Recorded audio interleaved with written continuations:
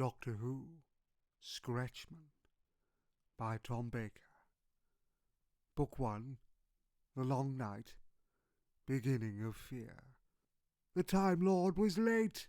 He was in trouble, and he'd been summoned to the Convocation of Oblivion to account for his actions. His august peers had gathered in a tall tower in a tall city to hear one of his tall stories. "He's going to say he saved the universe again," huffed one to another, running a finger round his stiff collar.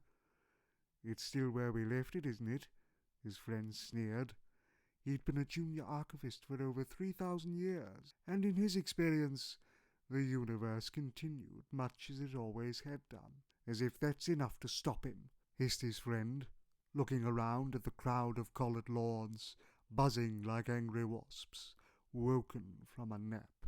"Always claims to have snatched existence from the jaws of something or other, and yet—" The archivist cast his eyes up at the endless universe twinkling beyond the skies. "You don't see the stars going out, do you?" "No doubt he'd claim that was down to him," huffed a revered time lady. They all laughed, little laughs, as dry as toast. "We're in for a load of nonsense and braggadocio," she continued. She was put out that she'd been disturbed from her hobby of collecting dust. "But I don't see him getting off so easily this time." These were the Time Lords of the planet Gallifrey, and they were the most powerful creatures ever to exist. They were waiting for the renegade to enter, to confess his crimes. This time he'd gone too far, and they were going to put a stop to him, finally and forever. A hush fell over the room, the hush of a guillotine sensing the tumbril roll near. A light stamped down onto the stage, and a figure staggered into the beam, pinned there like a butterfly.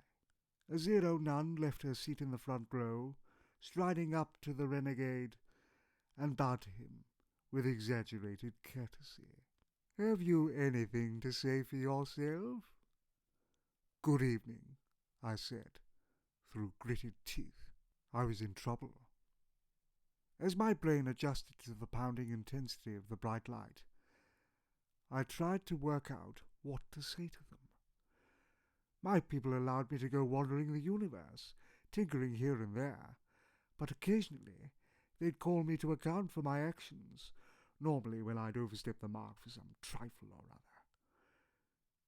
"Your recent actions endangered the entire universe?" the Zero nun informed me. Yes, something trivial like that. The crowd seethed. There was a hunger to them. They were a bloodthirsty bunch. "Come now, have you nothing to say for yourself?" Her tone was coaxing, as if she was speaking to a sulking backward child.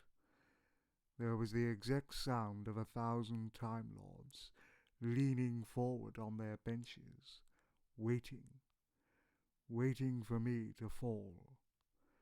"Well, Doctor," the nun pressed, "we are offering you a chance to account for your actions. Surely," and she baited her trap with honey, "surely, Doctor, you can't have meant to put us all in danger. We've allowed you certain freedoms, and you can't have intended to repay us with such recklessness, can you now?" "Well," I began. I had something to say, of course I did. It just wasn't what they were expecting. "You will allow me to speak freely?" "But of course." The Zero nun smiled like a haunted tree.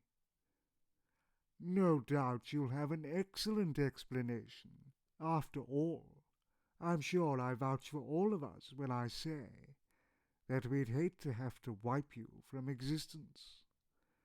My audience nodded sanctimoniously, all the time sharpening their knives. "Come now, Doctor," the Zero Nun prompted. "Let's get to the bottom of this together." "All right," I told her, "but in order to do so, I need to teach you about fear." "Fear?" She blinked. That got her. "Yes," I addressed the entire chamber. "You see, even the Time Lords are afraid of something.